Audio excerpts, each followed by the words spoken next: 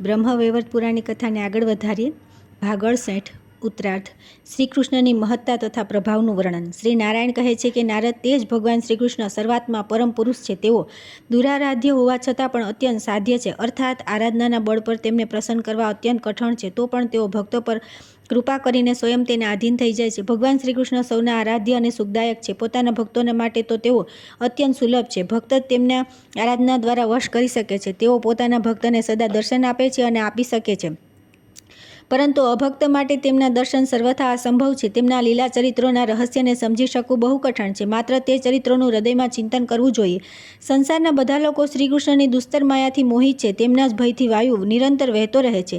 કચ્છપ આધાર વિના સ્થિર રહે છે અને તે જ કચ્છપ તેમના ભયથી સદા શેષનાગને પોતાની પીઠ પર ધારણ કરે છે તથા શેષનાગ પોતાના મસ્તક પર અખિલ વિશ્વનો ભાર ઉઠાવી રાખે છે. શેષનાગના 1000 મસ્તક છે. તેમના મસ્તકના એક ભાગમાં 7 સમુદ્રો, 7 દ્વીપો, પર્વતો અને જંગલોથી યુક્ત પૃથ્વી વિદ્યમાન છે. 7 પાતાળ, ભૂર, ભુવસ્વહ વગેરે જુદા જુદા 7 સ્વર્ગ, જેમનામાં બ્રહ્મલોક પણ સામેલ છે, તેને વિશ્વ કહે છે. તે વિશ્વને ત્રિભુવન કહે છે. આને જ કૃત્રિમ જગત કહેવામાં આવ્યું છે. વિધાતા પ્રત્યેક કલ્પમાં શ્રી કૃષ્ણના ભયથી જ આ અનિત્ય જગતનું સર્જન કરે છે. આ પ્રકારના અસંખ્ય વિશ્વ જેમને મહાવિરાટ પોતાના રોમકૂપમાં ધારણ કરે છે, એક શ્રી કૃષ્ણના જ અંશ છે. તેમના જ ભયથી સમસ્ત બ્રહ્માંડોને ધારણ કરે છે અને તેમનું જ નિરંતર ધ્યાન કરે છે. કૃપાનિધાન વિષ્ણુ લઘુ વિરાટ શ્રી કૃષ્ણના જ ભયથી સંસારનું પાલન કરે છે.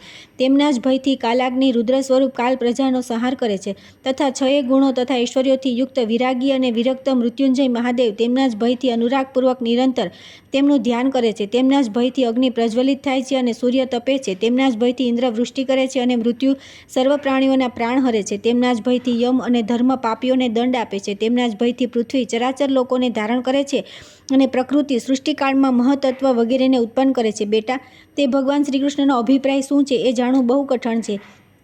કયો એવો પુરુષ છે જે તેને જાણવાનો દાવો કરી શકે છે? વત્સ, બ્રહ્મા, વિષ્ણુ અને મહેશ પણ જેમના પ્રભાવને જાણતા નથી, તે ભગવાનની લીલાનું રહસ્ય મારા જેવો મંદબુદ્ધિ કઈ રીતે જાણી શકે? તે નંદનંદન વૃંદાવનને છોડીને મથુરા કેમ ચાલ્યા ગયા? તેમણે ગોપીઓ તથા પ્રાણાધિકા પ્રિય રાધાને કેમ ત્યાગી દીધા? માતા યશોદા તથા નંદને તથા અન્ય બાંધવ વગેરેને કેમ છોડ્યા? અહીંના રહસ્યને તેમના સિવાય બીજું કોણ જાણી શકે છે? તેઓ જ અભિમાન આપે છે અને તેનું ખંડન પણ તે જ કરે છે. સર્વને સદા બંધુ આપવાવાળા શ્રી કૃષ્ણ જ છે. સર્વના ગર્વનો નાશ કરીને તેમણે સર્વ પર કૃપા કરી છે. તેઓ જ જગતનું સર્જન, પાલન અને સંહાર કરવાવાળા છે. તેઓ સર્જકના પણ સર્જક છે. ભગવાન શંકર પોતાના 5 મુખો દ્વારા તેમની સ્તુતિ કરવામાં સમર્થ નથી. 4 મુખવાળા જગત વિધાતા બ્રહ્માજી પણ તેમનું સ્તવન કરી શકતા નથી. શેષનાગ સહસ્ત્ર મુખોથી પણ તેમની સ્તુતિ કરવાની શક્તિ ધરાવતા નથી. સાક્ષાત વિશ્વવ્યાપી જનાર્દન વિષ્ણુ પણ તેમની સ્તુતિ કરવા અસમર્થ છે. મહાવિરાટ નારાયણ પણ તે પરમેશ્વરની સ્તુતિ કરી શક્યા નથી. પ્રકૃતિ તે પરમાત્માની સાથે ધ્રુજી ઉઠે છે. સરસ્વતી તે પરમેશ્વરની સ્તુતિ કરવામાં જળવત થઈ જાય છે. નારદ સંપૂર્ણ વેદ પણ તેમના મહિમાને જાણતા નથી. બ્રહ્મન આ પ્રમાણે નિર્ગુણ પરમાત્મા શ્રી કૃષ્ણના પ્રભાવનું વર્ણન કરવામાં આવ્યું છે. હવે બીજું શું સાંભળવા ઈચ્છો છો? ત્યાર પછી આવે છે ઇન્દ્રના દર્પભંગની કથા. નહુષની સચી પર કુદ્રષ્ટિ. સચીએ ધર્મની વાતો કહીને નહુષને સમજાવવા અને તેના ન માનવાથી બૃહસ્પતિના શરણમાં જઈને તેમનું સ્તવન કરવું. સૂતજી કહે છે કે ત્યાર પછી નારદજીના પૂછવાથી શ્રી નારાયણે સંક્ષેપમાં કેટલાક લોકોના દર્પભંગની ઘટનાઓ કહી. પછી ઇન્દ્રના દર્પભંગનું વૃત્તાંત બતાવતા બોલ્યા. શ્રી નારાયણે કહ્યું કે નારદ, આ પ્રમાણે સર્વના દર્પભંગનો પ્રસંગ કહેવામાં આવ્યો. હવે ઇન્દ્રના દર્પભંગની કથા વિસ્તારથી સાંભળો. એકવાર ઇન્દ્ર પોતાના ધર્મગુરુ બૃહસ્પતિને આવતા જોઈને પણ સભામાં દર્પવંશ પોતાના શ્રેષ્ઠ રત્નમય સિંહાસન પરથી ઊભા ન થયા. એને ગુરુએ પોતાનું અપમાન માન્યું અને તેઓ અત્યંત દૃષ્ટ થઈને ત્યાંથી ચાલ્યા ગયા. જોકે તેમના મનમાં ઇન્દ્રના પ્રત્યે દ્વેષભાવનો ઉદય થયો હતો. તેમ છતાં ધર્માત્મા ગુરુએ સ્નેહવશ કૃપા કરી તેમને શાપ ન આપ્યો. પરંતુ શાપ ન મળવા છતાં ઇન્દ્રનું અભિમાન ઉતરી ગયું. જો બીજો કોઈ ધર્મ અથવા પ્રેમનો વિચાર કરીને કોઈને ભારે અપરાધ કરવા છતાં શાપ ન આપે તો પણ તેનો તે અપરાધ અવશ્ય ફળ આપે જ છે. નારદ, ધર્મદેવ તે પાપીનો નાશ કરે છે. ધર્માત્મા પુરુષ જે હિંસક અથવા અપરાધીને ક્રોધપૂર્વક શાપ આપે છે તેનાથી અપરાધીનો અવશ્ય વિનાશ થઈ જાય છે, પરંતુ તે ધર્માત્મા પુરુષનો ધર્મ પણ તે જ માત્રામાં ક્ષીણ થઈ જાય છે. ઇન્દ્રે જે ગુરુના અપમાનરૂપી અધર્મ કર્યો હતો તેના કારણે તેઓ બ્રહ્મહત્યાના ભાગી થયા. બ્રહ્મહત્યાથી ભયભીત થયેલા ઇન્દ્ર પોતાનું રાજ્ય છોડીને એક પવિત્ર સરોવરમાં ચાલ્યા ગયા અને તે સરોવરની કમળનાળમાં નિવાસ કરવા લાગ્યા. ભારત વર્ષમાં તે સરોવર પુણ્યમય તીર્થ અને તપસ્યા માટેનું શ્રેષ્ઠ સ્થાન છે. ત્યાં બ્રહ્મહત્યા ત્યાં જઈ શકતી નથી. તેને જ પુણ્યવેતા પુરુષ પુષ્કર તીર્થ કહે છે. ઇન્દ્રને રાજ્યભ્રષ્ટ થયેલા જોઈને ધર્માત્મા હરિભક્ત નરેશ નહુશે તેમના રાજ્ય પર બળપૂર્વક અધિકાર કરી લીધો. એક દિવસ મનોહર અંગવાળી સુંદરી શચી, જેમને કોઈ સંતાન નહોતું, પતિ વિયોગના કારણે વ્યથિત હૃદય આકાશગંગાના તટ પર જઈ રહી હતી. તે સમયે નૂતન યૌવનથી સંપન્ન તથા રત્નમય અલંકારોથી વિભૂષિત અને કોમલાંગી મહાસતી શચી પર નહુષની દ્રષ્ટિ પડી. તેમને જોતા નહુષના મનમાં દૂષિત વિકાર જાગ્રત થઈ ગયો. તેણે સચીની સમક્ષ વિનયપૂર્વક પોતાની નિંદિત વાસનાની પૂર્તિ માટે પ્રસ્તાવ મૂક્યો. તે સાંભળીને સચીએ કહ્યું કે બેટા, મારી વાત સાંભળો. મહારાજ, તમે પ્રજાના ભયને દૂર કરનારા છો. રાજા સમસ્ત પ્રજાનો પાલક પિતા હોય છે અને તે બધાની રક્ષા કરે છે. આ સમયે મહેન્દ્ર રાજ્યલક્ષ્મીથી ભ્રષ્ટ થઈ ગયા છે અને તમે સ્વર્ગના રાજાના પદ પર પ્રતિષ્ઠિત થયા છો. જે રાજા છે તે પ્રજાના પાલક પિતા છે. ગુરુ પત્ની, રાજપત્ની, દેવપત્ની, પુત્રવધુ, માસી, મામી, ફોઈ, શિષ્યપત્ની, સેવકપત્ની, સ્વમાતા અને વિમાતા, ભાઈની પત્ની, સાસુ, બહેન, બેટી, ગર્ભમાં ધારણ કરનારી, જન્મદાત્રી તથા ઈષ્ટદેવી આ પુરુષની 16 માતાઓ છે. તમે મનુષ્ય છો અને હું દેવતાની પત્ની છું, તેથી તમારી વેદસમ્મત માતા થઈ. બેટા, જો માની સાથે રમણ કરવા ચાહતા હો તો માતા અદિતિની પાસે જાઓ. વત્સ, સર્વ પાપીઓના ઉદ્ધારનો ઉપાય છે, પરંતુ માતૃગામીઓને માટે કોઈ ઉપાય નથી. તે બ્રહ્માજીના આયુષ્ય પર્યંત કુંભીપાક નરકમાં યાતના ભોગવે છે. ત્યાર પછી 7 જન્મો સુધી કીડો થાય છે અને પછી 7 જન્મો સુધી કોઢી અને મલેચ્છ થાય છે. તેમનો કદાપી ઉદ્ધાર થતો નથી, એવું બ્રહ્માજીનું કથન છે. અંગિરસ સ્મૃતિ કહે છે કે વેદોમાં તેમના માટે કોઈ પ્રાયશ્ચિત નથી. ખરેખર સંસારી જીવોના માટે સ્વર્ગ ભોગ જ સુખ છે, પરંતુ મુમુક્ષુઓને માટે તો મોક્ષ, તપસ્વીઓ માટે તપ, બ્રાહ્મણો માટે બ્રાહ્મણત્વ, મુનિઓ માટે મૌન, વૈદિકોના માટે વેદાભ્યાસ, કવિઓના માટે કાવ્ય વર્ણન તથા વૈષ્ણવોના માટે ભગવાન વિષ્ણુનું દાસ્ય જ પરમ સુખ છે. તેઓ વિષ્ણુ ભક્તિના રસાસ્વાદને જ પરમ સુખ માને છે. વૈષ્ણવજન તો વિષ્ણુ ભક્તિને છોડીને મુક્તિની પણ ઈચ્છા કરતા નથી. રાજેન્દ્ર, તમે ચક્રવર્તી રાજાઓના તેજસ્વી કુળમાં ઉત્પન્ન થયા છો. અનેક જન્મોના પુણ્યથી તમને ભારતવર્ષમાં જન્મ મળ્યો છે. ચંદ્રવર્ષી નરેશ રૂપી કમળોના વિકાસ માટે ગ્રીષ્મકાળના મધ્યાહ્નના તેજસ્વી સૂર્યની જેમ પ્રગટ થયા છો. સમસ્ત આશ્રમોમાં સ્વધર્મનું પાલન જ ઉત્તમ યશનું કારણ હોય છે. સ્વધર્મહીન મૂઢ માનવ નરકમાં પડે છે. ત્રણેય સંધ્યાઓના સમયે શ્રીહરિની પૂજા કરવી એ બ્રાહ્મણનો ધર્મ છે. ભગવાનના ચરણોદકનું પાન તથા ભગવાનના નૈવેદ્યનું ભક્ષણ તેમના માટે અમૃતથી પણ વધીને છે. નરેશ્વર, જે અન્ન અને જળ ભગવાનને સમર્પિત કરવામાં આવ્યા નથી તે અખાદ્ય છે. જો કોઈ બ્રાહ્મણ તે ખાય તો તે બધા બીજા જન્મમાં સુવર થાય છે. બ્રાહ્મણે આજીવન ભગવાનના નૈવેદ્યનું જ ભોજન કરવું જોઈએ, પરંતુ તેણે એકાદશીએ ભોજન ન કરવું, પૂર્ણ ઉપવાસ કરવો. એ જ પ્રમાણે કૃષ્ણ જન્માષ્ટમી, શિવરાત્રિ તથા રામનવમી વગેરે પુણ્ય પર્વોમાં તેમણે ઉપવાસ કરવો જોઈએ. બ્રહ્માજીએ જે બ્રાહ્મણોનો સ્વધર્મ કહ્યો છે તે બતાવવામાં આવ્યો છે. નરેશ્વર, પતિવ્રતાઓનું વ્રત પતિ સેવા છે, તે જ તેમના માટે ઉત્તમ તપ છે. પર પુરુષ પતિવ્રતાઓને માટે પુત્રતુલ્ય છે. આ જ સ્ત્રીઓનો ધર્મ છે. રાજાઓ પ્રજાનું જેમ ઓરસપુત્ર ની જેમ પાલન કરે છે, તે જ પ્રમાણે તેઓ પ્રજાવર્ગની સ્ત્રીઓના માટે માતા સમાન જુએ છે. વિષ્ણુની પ્રસન્નતા માટે યજ્ઞ કરે છે અને દેવતાઓ અને બ્રાહ્મણોની સેવા કરે છે. દુષ્ટોનું નિવારણ અને સત્પુરુષોનું પાલન કરે છે. પૂર્વકાળમાં બ્રહ્માજીએ ક્ષત્રિયોનો આ જ ધર્મ બતાવ્યો છે. વાણિજ્ય અને ધર્મસંગ્રહ આ વૈષ્ણવનો ધર્મ છે. બ્રાહ્મણોની સેવા એ શૂદ્રોનો પરધર્મ છે. રાજન, બધું જ ભગવાન શ્રી હરિને સમર્પણ કરી દેવું એ સંન્યાસીઓનો ધર્મ છે. સંન્યાસી એકમાત્ર ભગવું વસ્ત્ર, દંડ અને માટીનું કમંડળ ધારણ કરે છે. નિત્ય ભ્રમણ કરે છે. કોઈના ઘરમાં રોકાતો નથી. સર્વત્ર સમાન દ્રષ્ટિ રાખીને સદા નારાયણનું સેવન કરે છે. તે લોભવશ કોઈને વિદ્યા કે ઉપદેશ આપતો નથી. સંન્યાસી પોતાના માટે આશ્રમ બનાવતો નથી, બીજી કોઈ વાસનાને મનમાં સ્થાન આપતો નથી, બીજા કોઈનો સંગ કરતો નથી અને આસક્તિ અને મોહથી દૂર રહે છે. તે જીભના સ્વાદ માટે સ્વાદિષ્ટ ભોજન કરતો નથી, સ્ત્રીનું મુખ જોતો નથી તથા વ્રતમાં અટલ થઈને કોઈ ગૃહસ્થ પાસે મનવાંછિત ભોજ્ય વસ્તુના માટે યાચના કરતો નથી. બ્રહ્માજીએ સંન્યાસીઓનો આ જ ધર્મ કહ્યો છે. બેટા, આ તમને ધર્મની વાત બતાવવામાં આવી છે. હવે તમે સુખપૂર્વક પોતાના સ્થાન પર જાઓ. આમ કહીને માર્ગમાં મળેલા ઇન્દ્રાણી મૌન થઈ ગયા. ત્યારે રાજા નહુષે ગરદન વાંકી કરીને તેમને કહ્યું. નહુષે કહ્યું કે દેવી, તમે જે કહ્યું તે બધી વિપરીત વાત છે. યથાર્થ વૈદિક ધર્મ શું છે એ હું બતાવું છું, સાંભળો. સુરસુંદરી, એમાં સંદેહ નથી કે બધાને પોતાના કર્મોનું ફળ ભોગવવું પડે છે, પરંતુ સ્વર્ગ, પાતાળ અથવા બીજો કોઈ દ્વીપમાં જે કર્મ કરવામાં આવે છે તેમનું ફળ ભોગવવું પડતું નથી. પુણ્યક્ષેત્ર ભારતમાં શુભાશુભ કર્મ કરીને કરતા મનુષ્ય તે કર્મના બંધનમાં પડીને પરલોકમાં તેનું ફળ ભોગવે છે. હિમાલયથી દક્ષિણ સમુદ્ર સુધીનો દેશ ભારત કહેવાય છે. તે બધા સ્થાનોમાં શ્રેષ્ઠ અને મુનિઓની તપોભૂમિ છે. ત્યાં જન્મ લઈને જીવ ભગવાન વિષ્ણુની માયાથી વંચિત થઈને સદા વિષય સેવન કરે છે અને શ્રી હરિની સેવાને ભૂલી જાય છે. જે ભારતવર્ષમાં મહાન પુણ્ય કરે છે તે પુણ્ય પુરુષ સ્વર્ગમાં જાય છે. છે ત્યાં સ્વર્ગીય કન્યાઓને અપનાવી ચિરકાળ સુધી તેમની સાથે આનંદ ભોગવે છે. મનુષ્ય માનવ શરીરનો ત્યાગ કરી સ્વર્ગમાં આવે છે, પરંતુ સુંદરી, હું મારા શરીર સાથે અહીં આવ્યો છું. જુઓ મારું કેવું પુણ્ય છે. અનેક જન્મોના પુણ્યથી હું અભીષ્ટ સ્વર્ગમાં આવ્યો છું. ત્યાર પછી ન જાણે ક્યાં પુણ્યથી તમારી સાથે મારો સાક્ષાત્કાર થયો છે. આ કર્મનું સ્થાન નથી, આ તો કરેલા કર્મોને ભોગવવાનું સ્થાન છે. આમ કહીને કામાસક્ત નહુશે ફરી અનેક યુક્તિઓ દ્વારા ફરી પોતાના પાપયુક્ત પ્રસ્તાવને દોહરાવ્યો. ત્યારે શચી બોલ્યા કે હાય, આ વિવેક શૂન્ય કર્તવ્ય અકર્તવ્યને ન જાણનારા મૂળ કામાતુર પુરુષની કેટલી વાતો મારે આજે સાંભળવી પડશે. કામે જેમનું ચિત્ત ચોરી લીધું છે તે વિવેક શૂન્ય કામમત, કામી તથા મધુમત અને સુરામત મનુષ્ય પોતાના મૃત્યુને પણ ગણતા નથી. ઓ મતવાલા નરેશ, આજે મને છોડી દે. હું તારા માટે માતા સમાન અને રજસ્વલા છું. આજે મારા ઋતુનો પ્રથમ દિવસ છે. પ્રથમ દિવસ રજસ્વલા શ્રી ચાંડાળના જેવી માનવામાં આવે છે. બીજા દિવસે મલેચ્છા અને ત્રીજા દિવસે ધોબણ જેવી હોય છે. ચોથા દિવસે તે પોતાના પતિના માટે શુદ્ધ થાય છે, પરંતુ દેવકાર્ય અને પિતૃકાર્ય માટે તે 4 દિવસે પણ શુદ્ધ થતી નથી. બીજાના માટે તે દિવસે તે અસત શુદ્રા સમાન હોય છે. જે પહેલા દિવસે જે પોતાની રજસ્વલા પત્ની સાથે સમાગમ કરે છે તે બ્રહ્મહત્યાના ચોથા અંશનો ભાગી થાય છે. એમાં સંશય નથી. તે દેવપુરુષ દેવકર્મ તથા પિતૃકર્મમાં ભાગ લેવા યોગ્ય હોતો નથી. તે લોકોમાં અધમ, નિંદિત, અપયશનો ભાગી સમજવામાં આવે છે. જે બીજા દિવસે રજસ્વલા સ્ત્રી સાથે સમાગમ કરે છે તેને અવશ્ય ગૌ હત્યાનું પાપ લાગે છે. તે આજીવન દેવતા, પિતર અને દેવ પૂજા માટે પોતાના અધિકાર ગુમાવી બેસે છે. મનુષ્યત્વથી તેનું પતન થાય છે અને કલંકિત થઈ જાય છે. જે ત્રીજા દિવસે રજસ્વલા પત્ની સાથે સમાગમ કરે છે તે મૂર્ખ ભ્રૂણ હત્યાનો ભાગી થાય છે. એમાં સંશય નથી. પહેલા બતાવેલા લોકોની જેમ તે પણ પતિત થઈને સંપૂર્ણ કર્મનો અનધિકારી થઈ જાય છે. ચોથા દિવસે રજસ્વલા અસત શુદ્રા કહેવાય છે. તેથી વિદ્વાન પુરુષ તે દિવસે પણ તેની પાસે ન જાય. મૂઢ, હું તારી માતા છું. જો માતાને પણ બળપૂર્વક ગ્રહણ કરવા ચાહે છે તો આજે છોડી દે. ઋતુકાળ પછી તારી મરજી હોય તેમ કરજે. આટલું કહેવા છતાં નહુષ ન માન્યો અને બોલ્યો, તે દેવરમણી સદા શુદ્ધ હોય છે. તમે તમારા ઘરે જાઓ, હું હમણાં આવું છું. આમ કહીને રાજા નહુષ પ્રસન્નતાપૂર્વક રત્નમય રથ પર આરૂઢ થઈ નંદનવનમાં શચીના ભવન તરફ ગયો.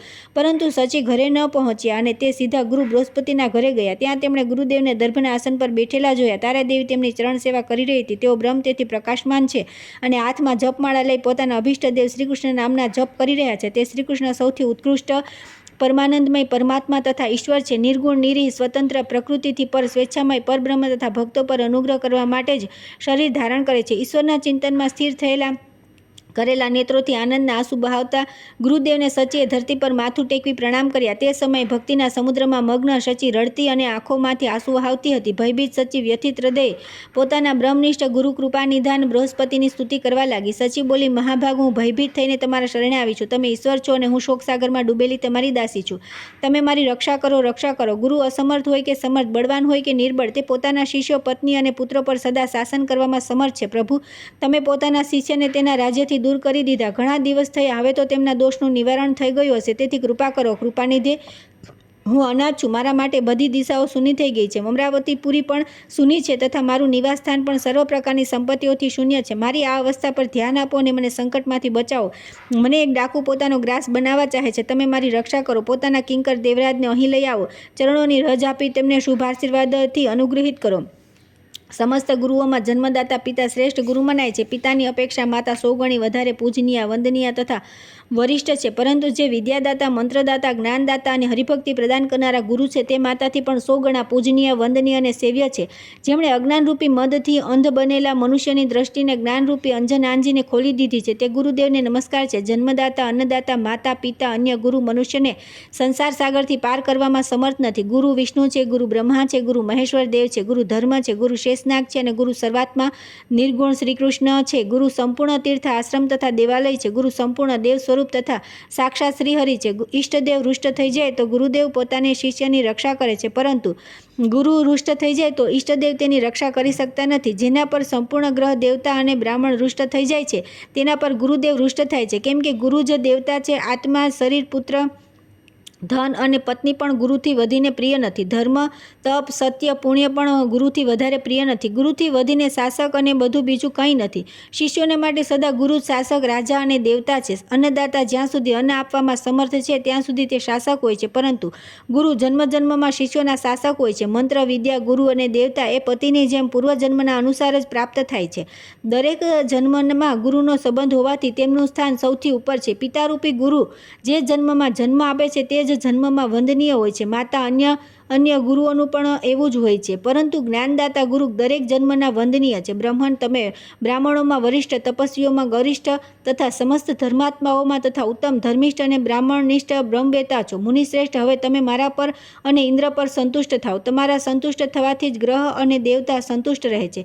બ્રહ્મને આમ કહીને સચી ફરી ઊંચા સ્વરે રડવા લાગી. તેને રડતી જોઈને તારાદેવી પણ રડવા લાગી. તારા પોતાના પતિના ચરણોમાં પડી ગઈ અને વારંવાર એવું કહેવાને રડવા લાગી કે તમે ઇન્દ્રના અપરાધને ક્ષમા કરો. ત્યાર બૃહસ્પતિએ સંતુષ્ટ થઈ તારાને કહ્યું, ગુરુએ કહ્યું કે તારે ઉઠો, સચીને બધું જ મંગલમય થશે. મારા આશીર્વાદથી એ તો પોતાના પતિને શીઘ્ર પ્રાપ્ત કરી લેશે. આમ કહીને બૃહસ્પતિજી મૌન થઈ ગયા. તારા ફરીથી તેમના ચરણોમાં પડી અને વારંવાર રડી. પછી તારાએ સચીને પકડી પોતાના હૃદયે લગાવી લીધી અને તેના નાના પ્રકારના આધ્યાત્મિક જ્ઞાન સંબંધી ઉત્તમ વચન કહી સમજાવી તેને સાંત્વના આપી. ત્યાર પછી આવે છે બૃહસ્પતિએ સચીને આશ્વાસન તથા આશીર્વાદ આપવા. નહુષે સપ્તર્ષિઓને વાહન બનાવવા અને દુર્વાસાના શાપથી અજગર થવું. બૃહસ્પતિએ ઇન્દ્રને બોલાવી પુનઃ સિંહાસન પર બેસાડવા તથા ગૌતમ દ્વારા ઇન્દ્ર અને હલ્યાને શાપની પ્રાપ્તિ. નારાયણ કહે છે કે નારદ સચી દ્વારા કરવામાં આવેલ સ્તોત્રને સાંભળી બૃહસ્પતિ બહુ સંતુષ્ટ થયા અને શાંત ભાવથી ઇન્દ્ર પત્ની સચી પ્રત્યે મધુર વાણીમાં બોલ્યા. બૃહસ્પતિએ કહ્યું કે બેટી, ભય છોડી દો. મારી ઉપસ્થિતિમાં ભય શા માટે? શોભને મારા માટે જેવી મારા પુત્રની પત્ની કચની પત્ની પુત્રવધુ રક્ષણીય છે તે જ પ્રમાણે તમે પણ છો. જે સ્થાન પુત્રનું છે તે જ શિષ્યનું પણ છે. તર્પણ, પિંડદાન, પાલન અને પારિતોષણ આ બધા કર્મો માટે પુત્ર અને શિષ્યમાં કોઈ ભેદ નથી. જેમ પુત્ર પિતાના મૃત્યુ પછી તેના માટે અગ્નિદાતા હોય છે તે જ પ્રમાણે શિષ્ય ગુરુને માટે અગ્નિદાતા કહ્યો છે. આ વાત કણવ શાખામાં બ્રહ્માજીએ કહી છે. પિતા, માતા, ગુરુ, પત્ની, નાનું બાળક, અનાથ તથા કુટુંબીજન એ બધા પુરુષ માત્રથી નિત્ય પોષણ પ્રાપ્ત કરવાને યોગ્ય છે એવું બ્રહ્માજીનું કથન છે. જે આમનું પોષણ કરતો નથી તેના શરીરની ભસ્મ થાય ત્યાં સુધી તેને સૂતકનો ભાગી થવું પડે છે. તેથી તે જીવે ત્યાં સુધી દેવયજ્ઞ, પિતૃયજ્ઞમાં કર્મ કરવાનો અધિકાર રહેતો નથી એવું મહેશ્વરનું કથન છે. જે માતા, પિતા અને ગુરુ પ્રત્યે માનવ બુદ્ધિ રાખે છે તેને સર્વત્ર અયશ પ્રાપ્ત થાય છે અને તેના કાર્યમાં ડગલે ડગલે વિઘ્નો આવે છે. જે સંપત્તિથી બહેરી જઈને પોતાના ગુરુનું અપમાન કરે છે તેનો શીઘ્ર સર્વનાશ થઈ જાય છે. આ નિશ્ચિત વાત છે. પોતાની સભામાં મને જો ઇન્દ્ર આસન પરથી ઊભા ન થયા તેનું ફળ અત્યારે ભોગવી રહ્યા છે. ગુરુના અપમાનનું જે તુરત જ અપ્રિય ફળ પ્રાપ્ત થયું તેને તમે તમારી આંખોથી જોઈ લો. હવે હું ઇન્દ્રને શાપમાંથી મુક્ત કરીશ અને તમારી અવશ્ય રક્ષા કરીશ. જે શાસન અને સંરક્ષણ બંને કરી શકે છે તે જ ગુરુ કહેવાય છે. જે હૃદયથી શુદ્ધ છે અર્થાત જેના હૃદયમાં દૂષિત ભાવ પેદા થયા નથી તે નારીનું સતીત્વ નષ્ટ થતું નથી. પરંતુ જેના મનમાં વિકલ્પ છે તેનો ધર્મ નષ્ટ થઈ જાય છે. પતિવ્રતે તમારો પ્રભાવ દુર્ગાજી જેવો વૃદ્ધિ પામશે. તમારી પ્રતિષ્ઠા અને યશ લક્ષ્મીજી જેવા થશે. સૌભાગ્ય અને પતિ વિષયક પ્રેમ રાધિકા જેવો હશે. સ્વામી પ્રત્યે ગૌરવ, માન, પ્રીતિ તથા પ્રધાનતાનો ભાવ પણ તમારામાં શ્રી રાધા જેવો જ રહેશે. રોહિણી જેવી તમારામાં પતિની અપેક્ષા બુદ્ધિ હશે. તમે ભારતી જેવી પૂજનીય તથા સાવિત્રી જેવા સદા શુદ્ધ અને અનુપમ થશો. બૃહસ્પતિજી આવું કહી જ રહ્યા હતા ત્યાં તો નહુષના દૂતે ત્યાં આવીને સચીને નંદનવનમાં આવવા કહ્યું. આ સાંભળીને બૃહસ્પતિનું શરીર ક્રોધથી ધ્રુજવા લાગ્યું અને તેમની આંખો લાલ થઈ ગઈ. તેમણે દૂતને કહ્યું, ગુરુએ કહ્યું કે દૂત તું જઈને નહુષને કહી દે કે મહારાજ, જો તમે સચીનો ઉપભોગ કરવા ઈચ્છતા હો તો એક એવી સવારી પર બેસીને રાત્રે આવજો જેના કોઈએ આજ પહેલાં ઉપયોગ ન કર્યો હોય. સપ્તર્ષિઓના ખભા પર પાલખી મૂકી ઉત્તમ વેશભૂષાથી સજી ધજીને તે પાલખી પર આરૂઢ થઈને અહીં સુધી આવવું જોઈએ. બૃહસ્પતિની વાત સાંભળી દૂતે ત્યાં જઈને નહુષને તેમનો સંદેશો કહી સંભળાવ્યો. સાંભળીને નહુષ હસી પડ્યો અને પોતાના સેવકને કહ્યું કે જાઓ જાઓ, જલ્દી જાઓ અને સપ્તર્ષિઓને અહીં બોલાવી લાવો. તેમની સાથે મળીને કોઈ ઉપાય કરીશ. તમે અત્યારે જાઓ. રાજાનો આદેશ મળવાથી દૂત સપ્તર્ષિઓની પાસે ગયો અને નહુષે જે કંઈ કહ્યું હતું તે બધું તેણે તેમને કહી સંભળાવ્યું. દૂતની વાત સાંભળી સપ્તર્ષિઓ પ્રસન્નતાપૂર્વક નહુષની પાસે ગયા. તે બધાને આવ્યા જોઈને રાજાએ પ્રણામ કર્યા અને આદરપૂર્વક કહ્યું. નહુષ બોલ્યો, તમે લોકો બ્રહ્માજીના પુત્ર છો. બ્રહ્મ તેજથી પ્રકાશિત થાવ છો અને સદા બ્રહ્માજી જેવા ભક્તવત્સલ છો. નિરંતર ભગવાન નારાયણની ઉપાસનામાં વ્યક્ત રહો છો. શુદ્ધ સત્વ તમારું સ્વરૂપ છે. તમે લોકો સદા ભગવાન નારાયણ જેવા તેજસ્વી અને યશસ્વી છો. ગુણ, કૃપા, પ્રેમ અને વરદાન બધી દ્રષ્ટિથી તમે અવશ્ય શ્રીહરિ તુલ્ય છો. આમ કહીને રાજા તેમના ચરણોમાં પડીને સ્તુતિ કરવા લાગ્યો.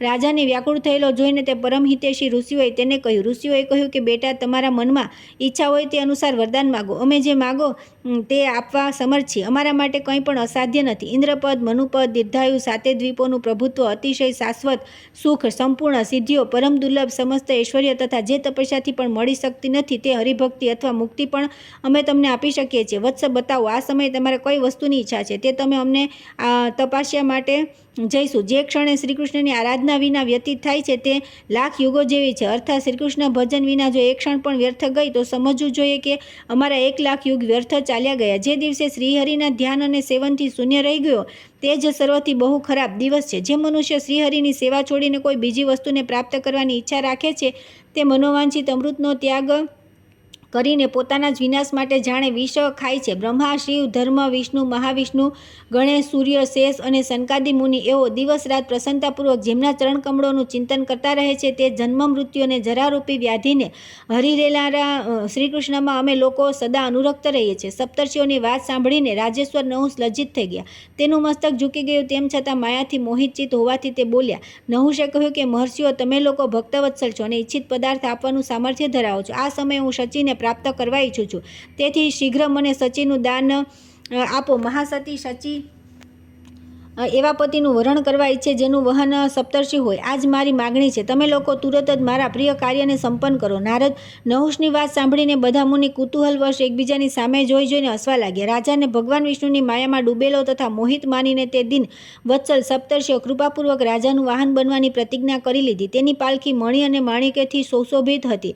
ઋષિઓએ તેના ખભા પર ઉઠાવી લીધી અને રાજા નહુષ સુંદર વેશ તથા રત્નમય આભૂષણોથી વિભૂષિત થઈને શિબિકા દ્વારા ચાલ્યો. તે પાલખી દ્વારા અભિષ્ટ સ્થાન પર પહોંચવામાં વધારે વિલંબ થઈ રહ્યો છે એવું જાણીને રાજા સપ્તર્ષિઓ ધમકાવા લાગ્યો. પાલખીના તે માર્ગ પર સૌથી આગળ હતા દુર્વાસા. તેમને રાજાના વર્તન પર ક્રોધ આવ્યો અને તેમણે રાજાને શાપ આપતા કહ્યું, મૂર્ખ રાજા, તમે વિકરાળ અજગર થઈને પૃથ્વી પર પડી જાઓ. ધર્મપુત્ર યુધિષ્ઠિર ના દર્શન થશે ત્યારે તમે અજગર યોનિથી છૂટી જશો. ત્યાર પછી રત્નમય વિમાન દ્વારા વૈકુંઠમાં જઈને ભગવાન વિષ્ણુનું સેવન કરશો. કરેલું કર્મ કદી નિષ્ફળ જતું નથી. તમે શ્રીહરિની આરાધના કરી છે તેથી શાપ મુક્ત થયા પછી તમને તેનું ફળ અવશ્ય મળશે. મહામુનિ આમ કહી તે બધા શ્રેષ્ઠ મુનિ ચાલ્યા ગયા અને રાજા તેમના શાપથી સર્પ થઈને પડી ગયો. તે સમાચાર સાંભળીને શચી ગુરુદેવને નમસ્કાર કરીને અમરાવતીમાં ચાલી ગઈ અને બૃહસ્પતિજી તુરત તે સ્થાન પર ગયા જ્યાં ઇન્દ્ર કમળ નાળમાં નિવાસ કરતા હતા. સરોવરની નજીક જઈને કૃપાનિધાન ગુરુએ અત્યંત કૃપાપૂર્વક દેવરાજને પોકાર કરીને બોલાવ્યા. બૃહસ્પતિ બોલ્યા, વત્સ આવો, મારી ઉપસ્થિતિમાં તમને શાનો ભય છે? ભય છોડો અને અહીં આવો.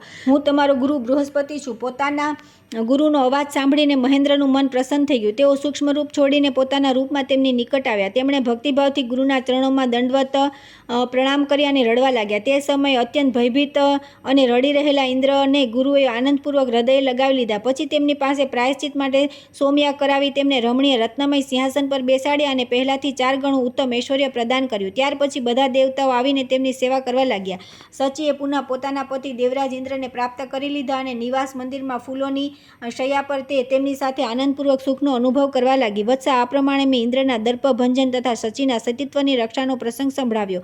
હવે બીજું શું સાંભળવા ચાહો છો? ત્યાર પછી નારદના પૂછવાથી નારાયણે ઇન્દ્રદર્પ ભંગના જ પ્રસંગમાં ગૌતમ દ્વારા ઇન્દ્રને શાપ થયાની વાત કહી. સાથે સાથે એ પણ કહ્યું કે અહલ્યા પતિના શાપથી પથ્થરની શિલા થઈ ગઈ. ગૌતમે શાપ આપી અહલ્યાને કહ્યું, જાઓ જાઓ, તમે વિશાળ વનમાં પથ્થર રૂપિણી થઈ જાઓ. શ્રી રામચંદ્રજીના ચરણોની આંગળીનો સ્પર્શ થતાં તુરત પવિત્ર થઈ જશો. તે જ પુણ્ય વડે ફરી મને પ્રાપ્ત કરશો અને મારી પાસે ચાલી આવશો. પ્રિય, આજે તો ઘોર વનમાં જાઓ. આમ કહીને તે મુનિ તપસ્યા માટે ચાલ્યા ગયા.